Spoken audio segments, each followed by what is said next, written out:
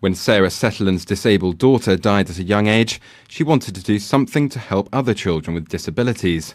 Without knowing a word of Russian, she set off to volunteer at an orphanage in the Russian provinces. She then founded a charity which trains Russian parents and carers to get the children in their care out of bed and living full, active lives. Alice Lanyardo reports. They spoke about my baby as if she wasn't a human being at all. They told me that she would be like a plant, that she will never talk, she will never walk, she will never say mama. To tell the truth, I don't like to remember those days and those words that I had to listen to, because they hurt me. That was Tatiana speaking down the line from Ryazan in central Russia about how doctors reacted to the birth of her daughter, who has Down syndrome. Nastya has since been helped by disability workers trained by a British charity called The Promise. I invited Sarah Settlin, who set up The Promise 10 years ago, into our studio to talk about her work. I started by asking why she decided to help disabled children in Russia. Well, I set up the Promise charity in 2003 after quite a profound personal experience of parenting a little girl, a daughter of my own called Ellie.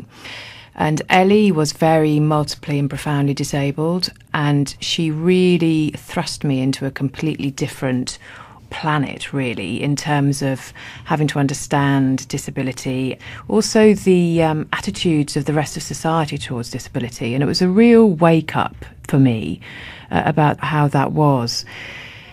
Ellie sadly died when she was 4 years old, which was really unexpected. But just before she died, I read an article in one of the broadsheet newspapers about a little girl very similar to Ellie who was in a Russian orphanage. And the contrast between Ellie and this little girl was so stark, was so huge, that it left a lasting impression on me, really.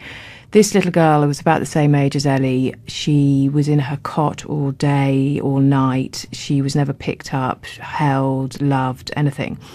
And even though it was really hard to look after Ellie, it was very, very challenging. The one thing that Ellie did know was that she was absolutely adored, was that she had a huge value in her existence. Her life had a huge value.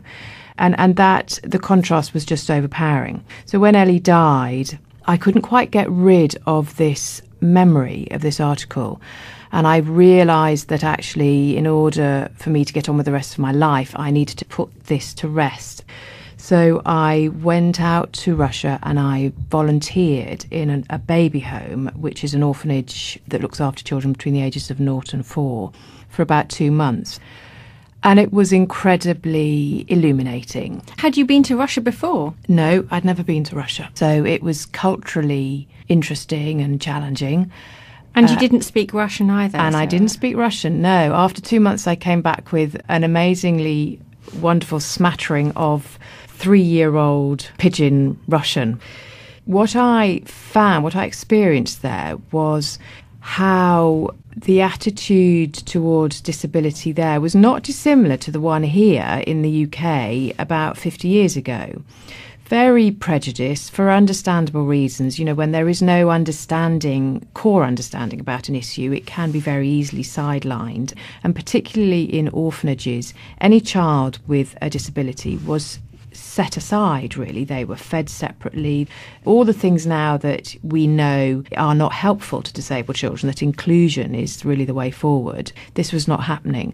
And when you went to Russia, where did you live? Where did you stay? Stayed in the orphanage. So you were with the children night and day? Yes. Basically, we volunteered at their summer dacha. I don't know if this happens in all orphanages, but certainly in this one, during the 2 or 3 months of the summer, the children are shipped out of the city. In this case, it was the city of Ryazan, to this little village called Sushki, where they took over a run-down old monastery, and that was their summer dacha. So that's where I stayed. I stayed with the other members of staff there, you know, alongside the children. So really headlong into Russian life. Absolutely. It was astonishing. It was a most profound experience, and, you know, amazingly rich in terms of meeting amazingly lovely Russian people who welcomed us hugely.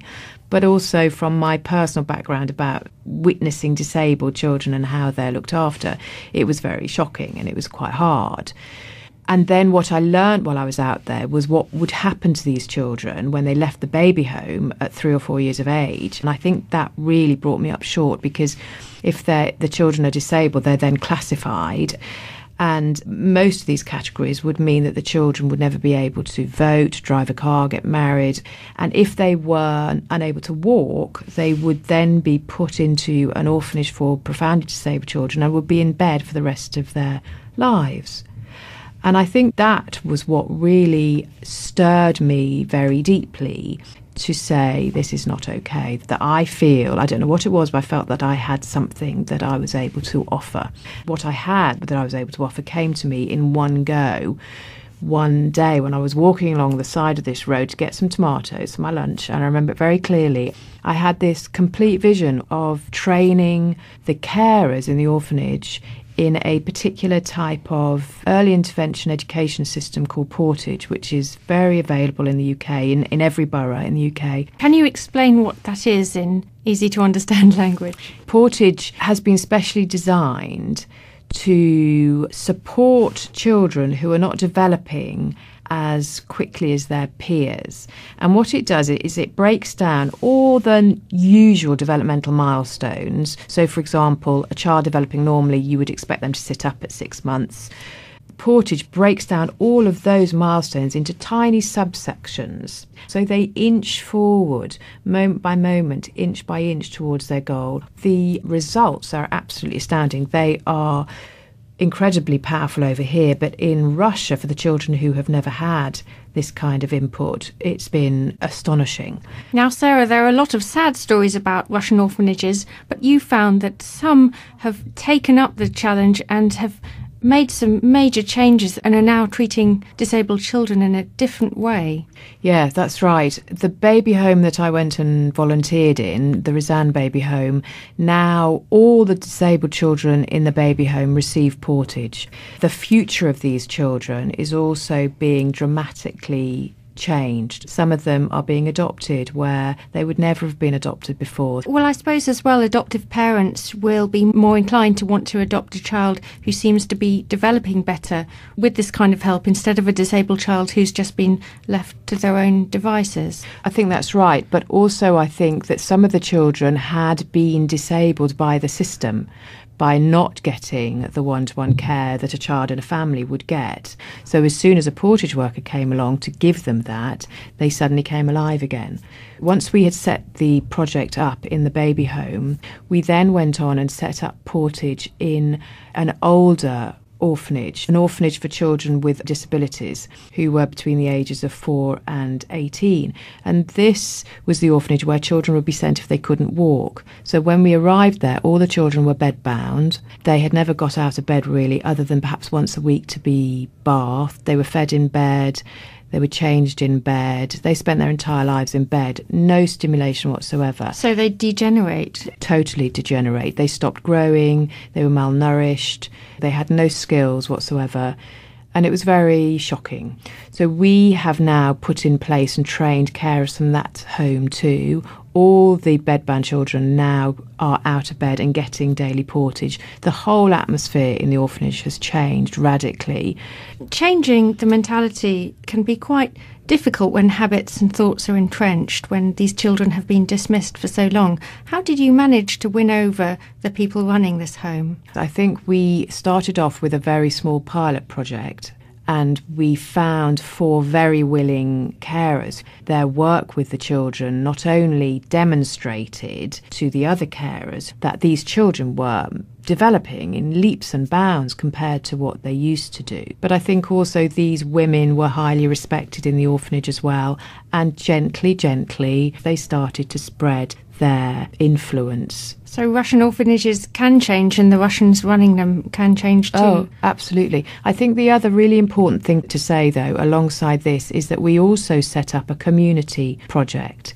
And this is much more along the lines of Portage as it is in the UK, where Portage workers would go and visit a parent with a child at home once a week and teach the parent how to deliver Portage to the child. And this was a really important thing for us because whilst supporting the children in the orphanages was really important to us, it was also really important to acknowledge that children being brought up in orphanages is not the best way. And if we can prevent children going into orphanages by providing care and support to the parents at home, then that is as valuable. And parents have said that the Portage service that we're supplying has been a lifeline. They have managed to keep children at home where they may otherwise have had to have given them up to orphanages. So this is making a huge difference to children's lives.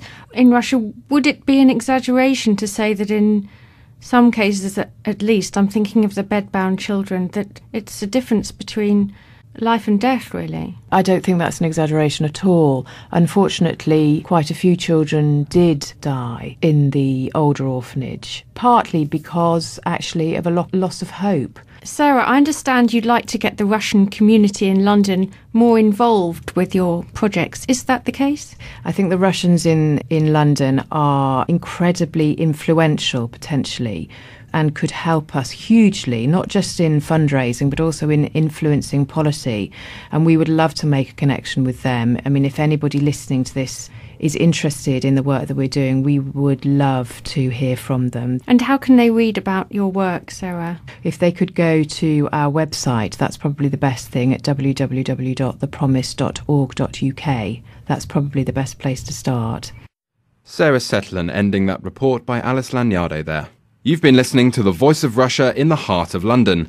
If you'd like to find out more, don't forget to check out the website www.ruvr.ru